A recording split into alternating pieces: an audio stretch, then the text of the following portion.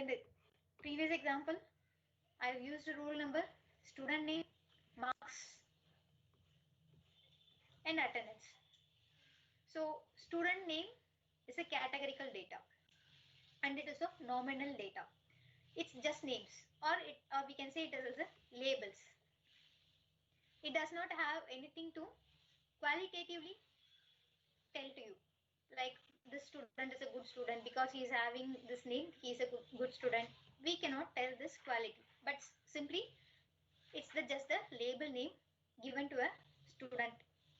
So normally a labels or just a string of data is called as a categorical data of nominal type. So this, when you take for gender, male and female. If you take for mode of transport, we can say bus, train, flight. So they are all mode of transport, but the data is like a labels. It is denoting the mode of transport in the form of labels. So it is called as nominal data. Now ordinal data. So what is the difference between the nominal data and ordinal data? Now good, bad, then worst, then best. Okay. So these four things are there. We know that good is a reasonable thing. Bad is not reasonable one. Worst is too low. Best is something high. So you can tell the quality of the variable. So ordinal data shares a nature called ordering. It has some ranking. It will have some distinct values also. So in this case, good, bad, worst, best and all distinct values, and it has some order. If we want to order this in a case, means we have to say worst, then bad, then good, then best. So this is how we order the thing. So though it is distinct values, but it has some order. This is called as ordinal data. They are also denoted by the labels or names or numbers. So what is numbers here? Okay, a column with rank. Now I use 1, 2, 3, 4. This indicates that a student is ranking number 1, meaning he is good at studies. Then 2, 3, 4 are ranking only. It has some sequence, or it has some priority, or we can say it has a order. So a student having some 50th rank, he is the last one in the class, which is worst. So this ranking nature is there, but we use numeric value. Just because we are using numeric value, we should not say this is a numeric data type. The data type is actually numeric, but it is having the nature of ordinal or sharing the ranking between each other. So we should say this is a categorical data of ordinal type. So a classical example is whenever you visit a new restaurant, they will take a survey from, or they will ask you for a feedback. So they will have this worst, bad, good, excellent. So you have to tick it which one you opted it. So they are the basic way of collecting the data also.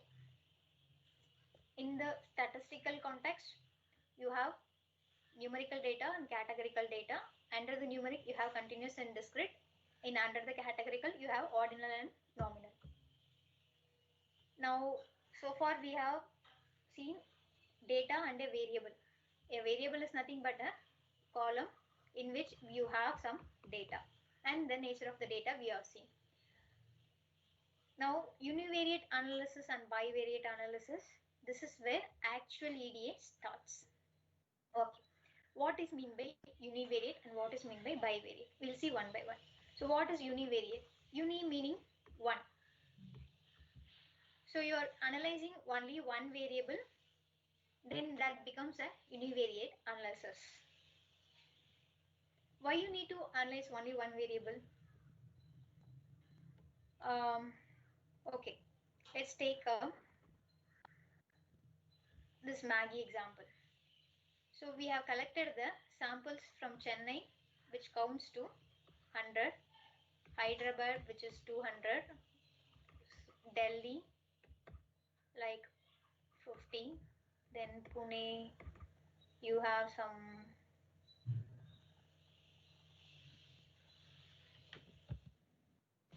20, so total of 100. Now how the data will be like, the column will have city and Chennai. For one sample it is from Chennai, then this is Delhi, then this is Pune, then this is again Delhi, then this is Chennai, again this is Pune. Like you have, will be having some 100 values. Just by seeing this, you cannot figure out how many samples are collected from how many cities. You may not know from what are the cities the sample is collected. So you take this one variable alone and you put in a bar chart. So what bar chart typically will give you is, it will take the categorical data, count the number of occurrences, then it will give you like this. Let's say this is a Delhi and it is 50. So here it is 50, some 40, 30, 20, 10. Then this is Delhi. Then this is Pune. This is Hyderabad. This is Chennai. Okay, this is how a bar chart looks. Now, after seeing this, you can easily say, so 50 samples are collected from Delhi, which is the topmost city in the data. Now, the least one is Chennai. And the second list is Hyderabad. The second max is Pune. So, by seeing this column, you cannot give these kind of insights. By analyzing the variable with the help of bar chart or pie chart or some kind of statistical analysis will help you to figure out the insights from the variable. So when you are analyzing a single variable, then that is called as univariate analysis. Now we have seen that to analyze the data, is there a way other than this visualizations? Yes. Mean, median, this mode, this and all will give you some summary statistics. That is also needed for analysis. Only visualizations will be giving you a good insight is a wrong approach. Both together will give you a good insight actually. Because a single picture can say you 1,000 things than one complete essay. So some of the charts used for univariate analysis are box plot, pie chart, and then bar plot. You can say this is a chart or a subplot, whatever you wish. So this is a pie chart. It looks like a pizza actually. Before getting into this data science, whenever I see these charts, I will understand, okay, this pizza got some size. Okay, just for fun. So this is a pie chart and this is a bar chart. It is clearly telling us the number of frequencies the data is distributed. Now bivariate analysis. So far we have seen one column or the one variable and how the data is distributed. Now why we need a bivariate analysis? Bi meaning two. So we are analyzing a two variable at a time. Why we need to analyze a two variable at a time?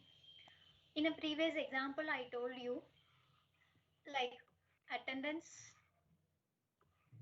roll number, attendance, then total marks, then roll number, student name.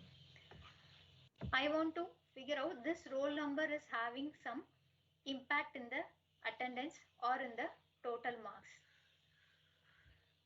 I want to check it, two variables at a time. So how can I check the two variables? With the help of scatter plot or line plot or bar plot, we can check the two variables. If you use a bar plot for this scenario, it will be completely meaningless because roll number will be like a sequential number that will be taken for y. Then for the x, it will be taken as labels. So that will not give you any meaning for bar chart. But in some cases, bar chart will be helpful even for bivariate analysis. But to figure out the relationship between the two variables, to analyze the variables at a time and get the actual relationship, we need a scatter plot. This is scatter plot. This is x-axis. This is y-axis. And this x-axis will be of one variable. Let's say attendance. I want to check attendance and marks have an impact or not. So this is marks now. This is attendance now. Imagine as long as the attendance is keep growing, the marks is keep increasing because the data pattern is this way.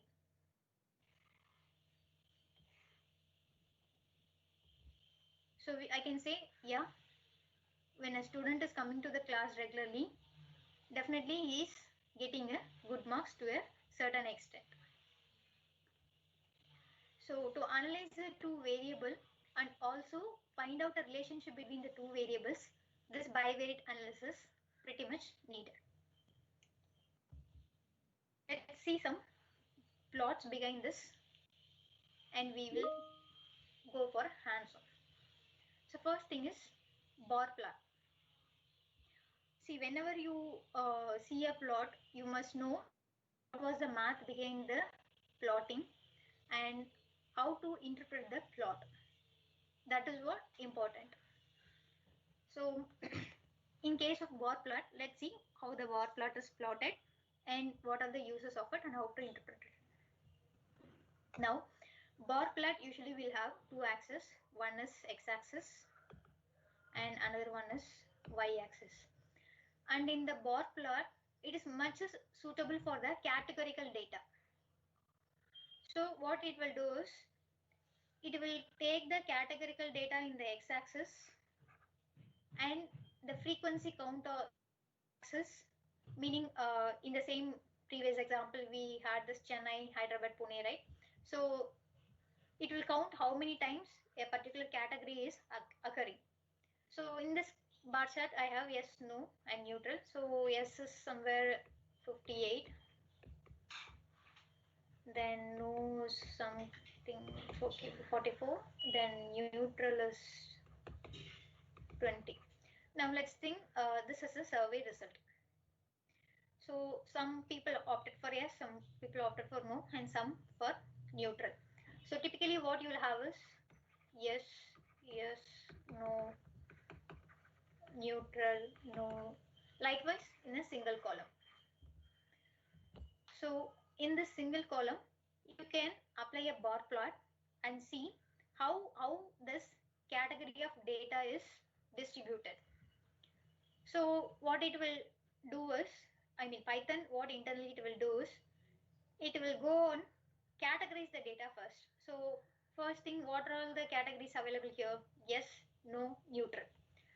Then it will count how many yes or is in the column, how many no in the column, how many neutral in the column. This is how first it will calculate and generate this result inside of the Python machine. After generating this result, what it will do is it will put a graph. In this graph, it will the maximum value is 58 here, so it will put around 60. Till 60 it will put the marks here, the tick marks here, and 10, 20, 30 like this. Then in the x-axis it will take a columns. Now, sorry, not column, the categories. So categories inside the column is taken here. Now for yes, it is 58. So it will put a bar plot here. Then for no, then for neutral.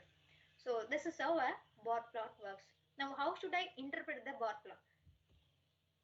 First you have to see the labels here. So the labels are yes, no, neutral. Okay. From this I can understand, okay, there was some survey conducted and they had had three options like yes, no, and neutral. After going up, I can see, okay, 58 people opted for yes, 44 people opted for no, and 20 people opted for neutral. So this height is the actual number.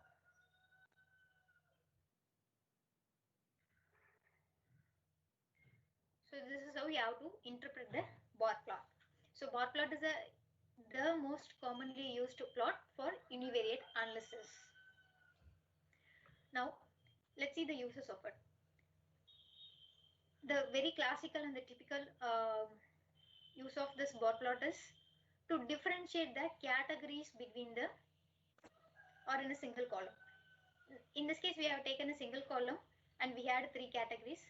To differentiate this, we have used this bar plot. So this is one of the main reason we use bar plot. And in sometimes this bar plot, with this bar plot, you can actually manipulate the output. That is again another disadvantage of a bar plot. How you can manipulate this? You can add some extra value to it and create a plot like this and generate the output. So this is a basic thing about bar plot, and it is a very common plot used in statistics. Next is pie plot. So what is pie plot? When a circle is subdivided into different categories based on the frequency of the values, then that is called as a pie plot. To understand how pie plot is generated, we have to understand the relative frequency first. So totally we have some 37 here, 15, 40, 77. So remaining 23. So this is 23 actually. How this pie plot is drawn, we have to understand first. First, it will take the entire data as 100%. You have to figure out the relative frequency. So what is relative frequency? Frequency of the class divided by total number of class, meaning that if I have a 100 students, sorry, in the S-No category we had some three things, no? So I have some 100 values, total list of 100 values. In that 37 students opted for something, 15 for something, 25 for something, and 23 for something. So you can just simply, after seeing this number, you can say it is 37%, and then 15%, 25%. It is nothing but a frequency of the class divided by total number of class, 37 by 100. That will give you in some percentage. So 0.37 like something it will give you. So after figuring out this, you have to apply this with a 360-degree angle. So 0.37 into 360. The result will be something that will be calculated as an angle for choosing the or slicing this entire round. So this is the math behind the pie plot. So pie plot is also another classical plot used most of the time. This is used to categorize, summarize the categorical data in the form of percentages. But if you have a lot of slices, then that will be hard to understand how much percentage shared by each slices. In that case, you can go for a bar plot.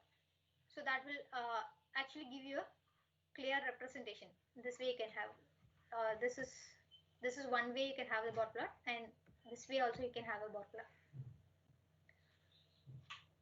So this is a basic pie plot. Then we will go for scatter plot. Whenever you have a linear regression model, not a linear regression, whenever you have a regression model, you must use a scatter plot to get the relationship between the two variables. It generally composed of two axes. One is x-axis, another one is y-axis. So x will be one variable and y will be another variable. This plot, how it is done is, we have used this linear algebra, and in the plotting theory we use x and y. This is 0, 0, 0. This point is 0, 0. Now if you want to plot 1, 2. Now x value is 1, y value is 2. What you will do, this is 1, this is 2y. So you will plot it here. Basically you will take this as a tuple, which is nothing but x comma y, and we will say this as a coordinates of a line. So this way this plot will be done. It will take all the data points from x-axis and y-axis. For each data point, if I have a row like this,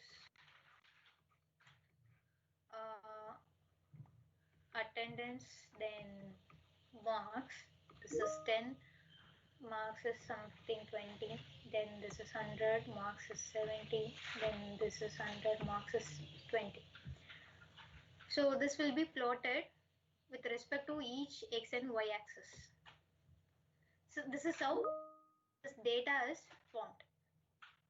Now how to find the trend? This is where a correlation comes into picture. If you know statistics, there is something called correlation. Correlation is nothing but it's a factor to figure out the strength of the relationship. Usually from -1 to +1. If it is +1, it is strongly correlated. If it is -1, weakly correlated.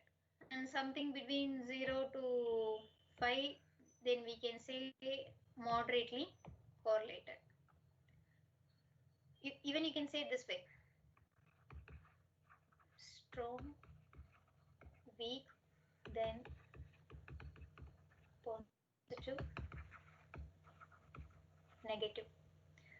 You can say strongly negatively correlated, or strongly positively correlated, weakly negatively correlated, or weakly positively correlated. You can say all this way, depend upon the correlation factor you determine. Now, how the correlation factor is determined? It is based on some this mean, variance, standard deviation, and all you have to figure out. Then you can figure out the correlation.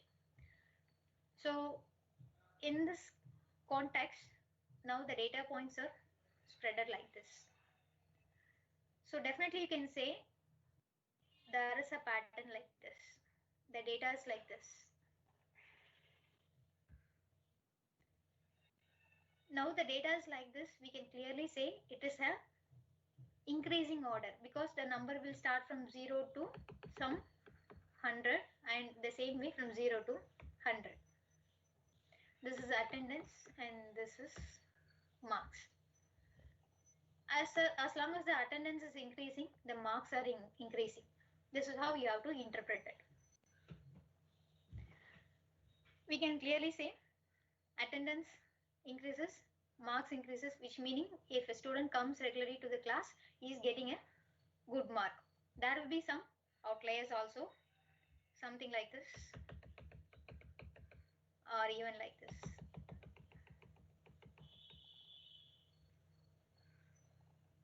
Or something, some exceptional cases will be there, which is beyond this trend line.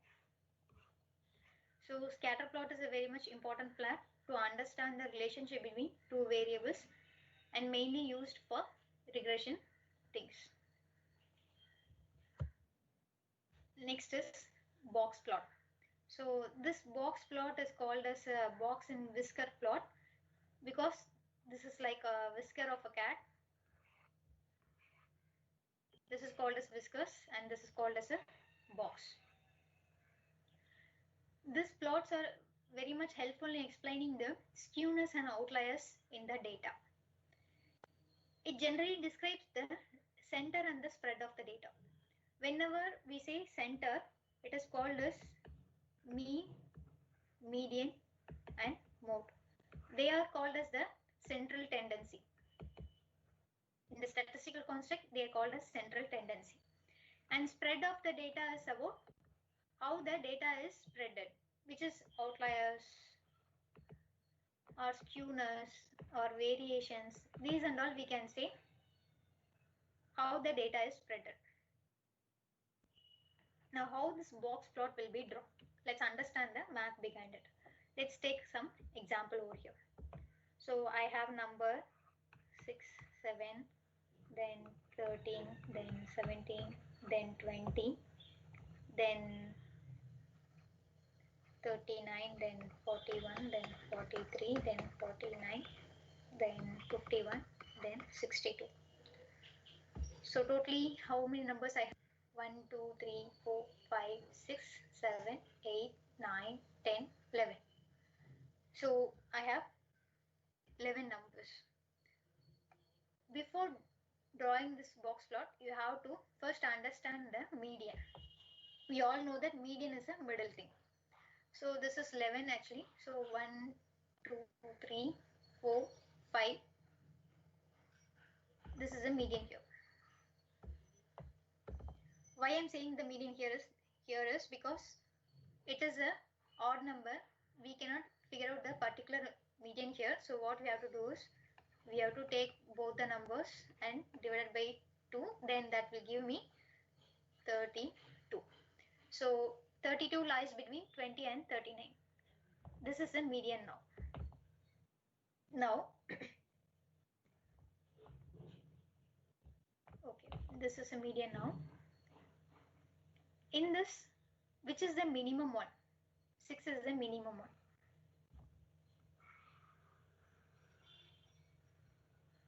Same way in the right hand side, what is the maximum one? 62 is the maximum one. Now a box is drawn. But again we have to figure out Q1 and Q3. So in this case 6, 7, 13, 17, 20, then 39, 41, 43, 49, then 51, 62. So this is the median here. And what is the median over here? 15 is the median over here. Same way, you have to figure out the median for the other side also. In this case, it is 46. So 46 is here. So typically, you will draw a box. Now, this is Q1.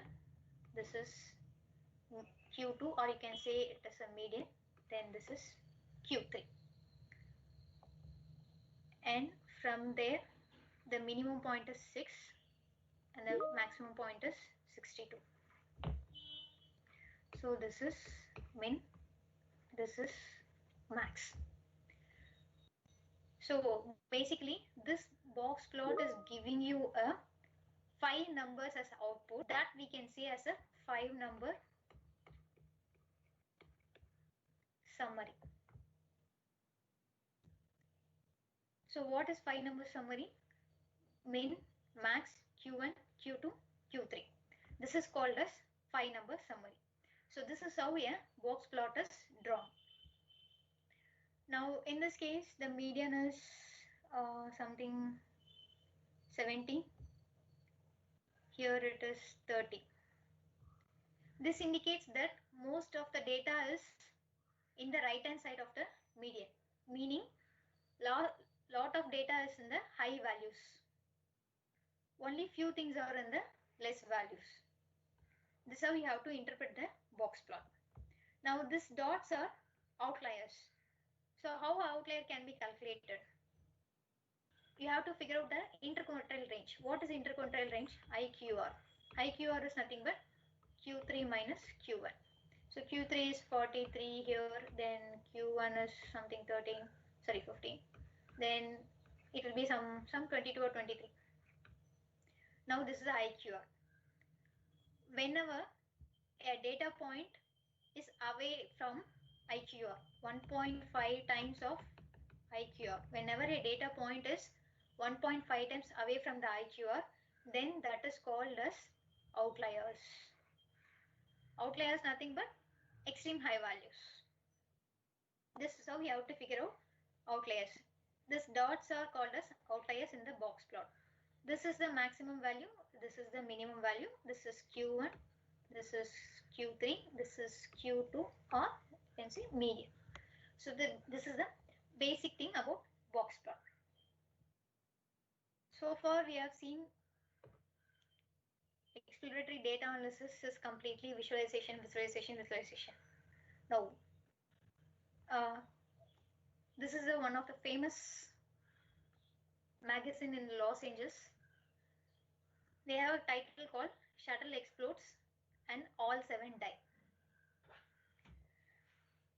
After seeing this, we will understand, okay, 7 people have passed away. But the moment you see the picture, only 6 persons are available. But the title says it's 7 people. So whenever you give some legends or explanation to the visualization, that must be art and it has to be ethical. Your visualization has to be ethical. Let's say if you have a bar chart,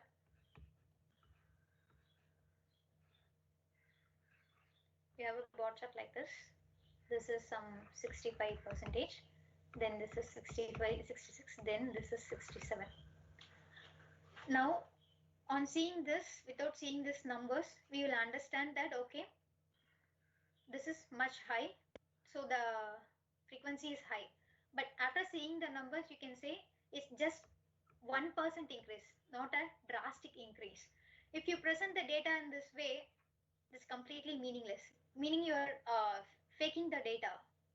To convince something else or someone else with the visualization, you are faking. These kind of ethics has to be followed actually. How you should visualize the data for presentation and all, you have to follow certain rules and ethics for visualization. This is basically you're trying to convince the customer or a viewer with a false data. So these kind of things you should not do while doing a presentation with the help of EDA. So we have seen so far things how EDA works. It's completely of statistics and the plots. So in this Matplotlib and Seaborn are the 2 important packages we use in the Python for visualization. Again, you have Tableau, Power BI, then Essays, then Excel, then Qlik View. You have so many tools for visualization. But what is the difference between these tools and these packages? They are completely different in the context of working. So this Matplotlib and Seaborn are typically a coding. It's an inbuilt package. You have to inherit the package and code in your program to interpret the results. Now they are called as tools. These tools, what it will do is you just need to drag and drop the data inside the tool and click, or you have to create a chart with the help of inbuilt tools to visualize the data. And some of the you are seeing the outliers here, no? These kind of things cannot be much interpretable in the data visualization tools. So data visualization tools are good for creating a dashboard, which is the final output of your model or your EDA part.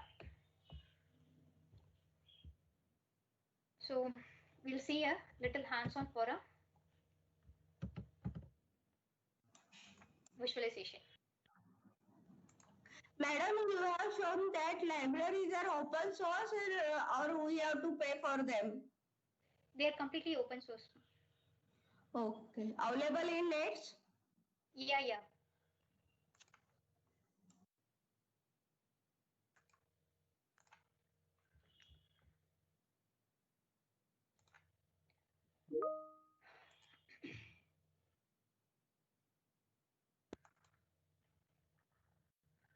Okay. Any questions? No, ma'am, it is carrying. Okay. So we have seen that Seaborn and Matplotlib are the two important libraries used for visualization. You can download this Seaborn and Matplotlib from the internet. All that you need to do is you just need to go to the Anaconda prompt and give conda install matplotlib conda install Seaborn. So that will automatically download those packages and supporting materials from the internet, and you can just import to the Python notebook wherever you work. So in the morning we saw NumPy and Pandas, the basic things. Why you have to learn NumPy and Pandas is first you have to clean the data and process the data to a certain extent, and then only you have to go for visualization. If you have uncleaned data and you try to give a chart, it will throw you error. So for this we have to learn first NumPy and Pandas, then you have to learn Seaborn and Matplotlib for the visualization. So here I have imported few lines for my purpose. Sorry. So first one is Pandas. So I imported with the alias name as PD. Then Matplotlib. Matplotlib is again a vast package. From that I needed as a pyplot. So that I use as a PLT for pyplot. Then Seaborn, then NumPy. And warnings is also a package. I just wanted to know how the warnings will be, and to ignore certain type of warnings I use this libraries. Now in the morning we saw linspace. Linspace, what it will do is it will create some random numbers within the specified range with the decimal values. So I created x and y. X is a variable and y is a variable. So with the linspace I have created some numbers with it, and for y I have created twice the time of x. So just I want to check it, what are the values in the x and y. So I have some 0 to some 6 in the x and 0 to 36 in the y. Let's do a simple line plot here. So basically what line plot will do is it will be of series of data points, and it will give you a continuous line depending on the data points. So plt.plot is the function here that will take input in the form of x and y axis, and plt.xlabel. Xlabel is nothing but I wanted to give a name to the axis. So I have given x axis, and y label is y axis. Finally, I wanted to visualize the data. So plt.show is the command that will give you a final visualization of the chart.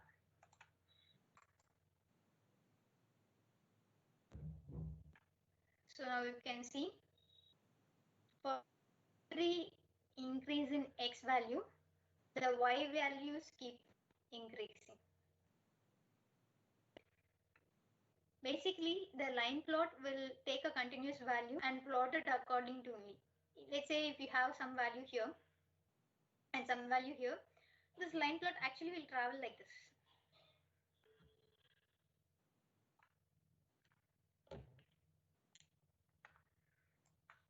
So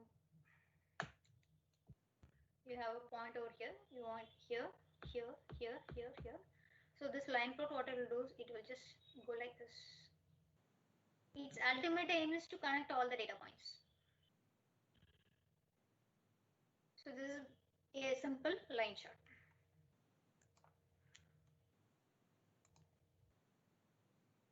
Now let's see scatter plot for the same x and y input.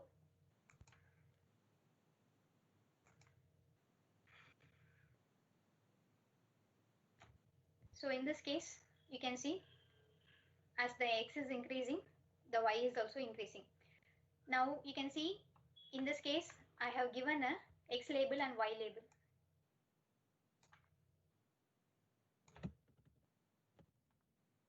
But in this case, I did not mention any x and y here. So it is not showing me the labels here. So to give a label, we have to use plt dot x label, plt dot y label.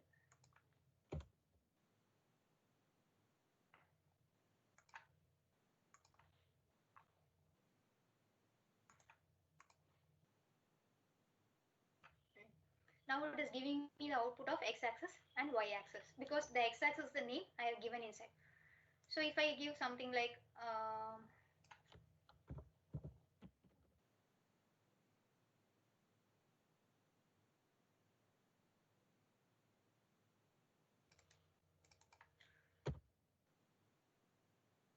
here mark.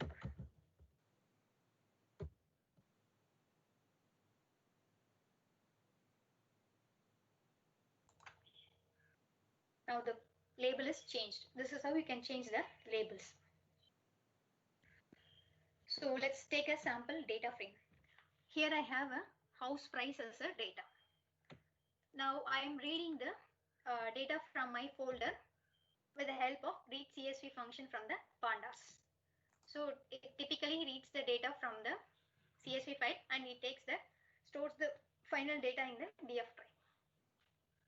So it has some features in it, meaning some columns in it. So every house data has some sales price, then frontage area, lot area, in which street it is available. Like so many things are there. I think it has some 80 columns in that. It has some how many bathrooms in the basement, how many bathrooms available, how much is the ground floor living area, like so many things are there. So let us see what are the columns available. For that, the data, this is the data set name I have given in the initial step. So to check the column names, I can give just data set name dot columns. That will give you the output of entire column names present in the data set. Now let's understand the data. To understand the data, you need to have info function from the pandas. So this info function, what it will give you is, it will give you the column name and how many not null value. Not null meaning there is no data in the cell. Not null. It is not null meaning how many actual values present in the column and what is the data type of that particular column. So this will be seen with the help of info function. So I can see this is having some 80 columns. Now let us view the data. So df underscore train is a dataset name and head is a function that will give you first 5 rows from the entire columns. Since it is having 81 columns, it is giving this 3 dots as a symbol which is indicating that it is hiding some columns because of the space constraint. Now after seeing this, okay, I can understand, okay, here in this column I have NaN value, NaN meaning not applicable values, and some is having not applicable values. So whenever you get the data loaded, you have to first check for the head. So it will give you some idea about the data. Now let's understand the number of rows and columns using the shape function. Basically, shape function will give you how many rows and how many columns. This is the output that will be given as a tuple. Now let us use the bar plot here. In this data set, sale condition is a column. In the sale condition, you have a data of normal, partial, abnormal, family, allocated and adjusted land. So you have different kind of categories. I mean different categories of data you have. So take this for a while. now I just wanted to figure out what are all the categories available in the column. So what I can do is data frame dot that column name, it will print you the columns. So it will give you first five rows and the last 5 rows, because we have some 1460 data here. To cut it short, I can use value counts. So what value counts will do is, in the bar chart, what we did is, internally what it did is, it take the category of data, count the category of data, then it will give you that category name and the count. The same way it will give you, so normal is having 1198 frequencies, then family is having 20 frequencies. Like this, you will get the data. So shall we see in a bar plot? Yes. For that, what we can use is data frame dot that column name and value counts. Till this, we did in a first step. You have to actually change the data for the plotting purpose. You cannot simply give this df dot rank sale condition dot plot of kind bar. First, you have to pass the data to the plots in a particular way. So behind the screen, first thing this will be done, then a plotting will be done. So plot kind is equal to bar. So meaning what type of plot you have to do it. Here I used bar plot. You can use pie plot. You can use some other plots as per our requirement.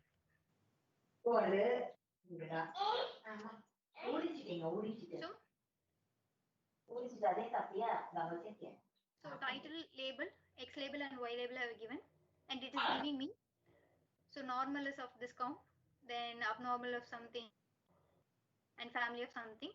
This way you can visualize the data. You can use pie also.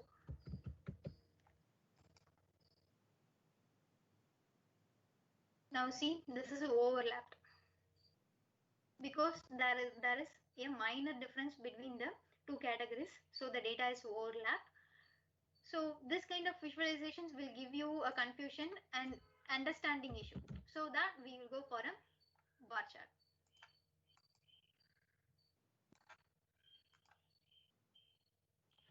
Now it's clear.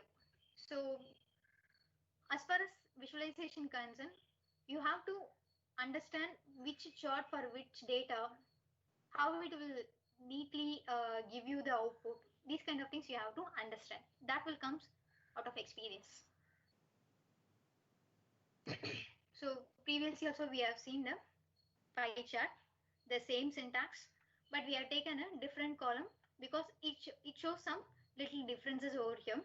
So this is a basic building type. So building type is nothing but that particular house belongs to the what type of building.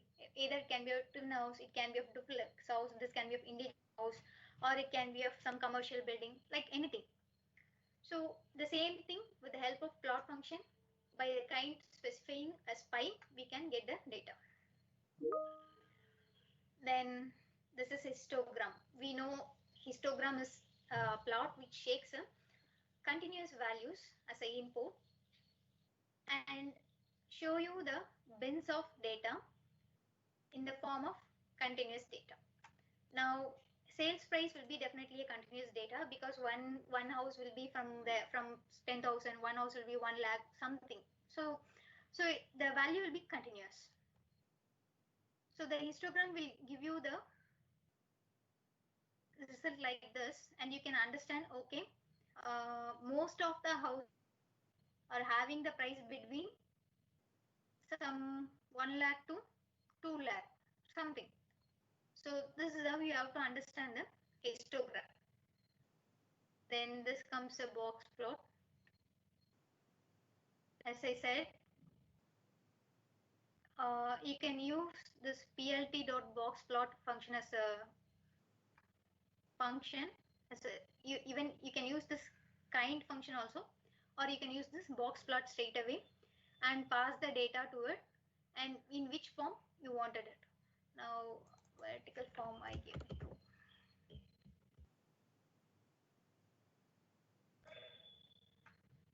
So the form is now in the vertical. If you say vertical equal to false, it will give you in the horizontal way. These are called as outliers. This is minimum value, this is a maximum value, this is Q1, and the middle orange line is Q3, and this is Q2, then this is Q3. So this is the box plot. I can even put a box plot for two variables. So sales price and sales condition. Now sales condition is a categorical data and sales price is a numerical data. So what it will do is it will create separate box plot for each category, and each box will be denoting the sales price of the particular category. Now look, these are all outliers actually, which means they are larger than 1.5 times of IQR. So this is how you have to interpret the box plot. Like so many plots are in the almost you have some 10 to 15 type of plots in EDA. Some of the commonly used plots are bar plot, box plot, pie chart, then scatter plot. These are the important things you have to understand. All that you have to understand in as far as this EDA concern is, you have to understand the statistics first, and whenever you do a plot, which plot will be apt for which data. That logical thinking you have to be very clear. Then you have to understand how to interpret the plots.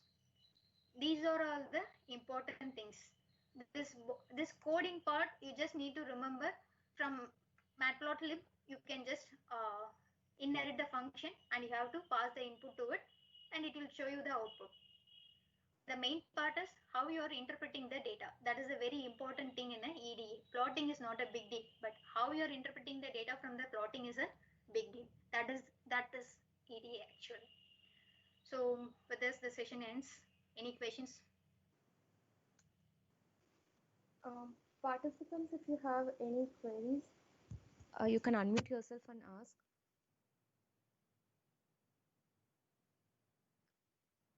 Ma'am, there are two queries on the chat. Shall I read that for you? Yes, ma'am.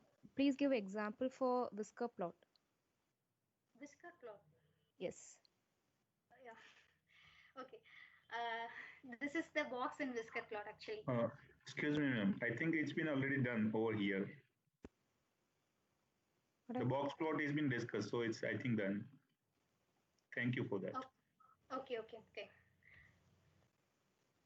Another question, ma'am? How to do curve fitting in the scatter plot to know the data trend? For that, you have to use this. Where it is?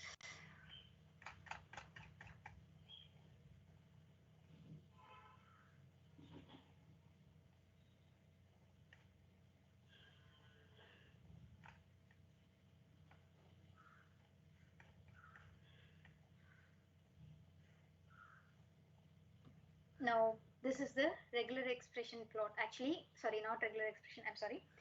This is a reg plot. This is where you can see the trend line. It will straight away give you the trend line.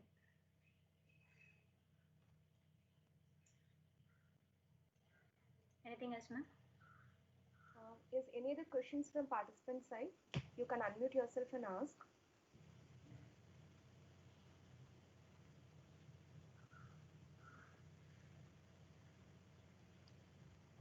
Okay then.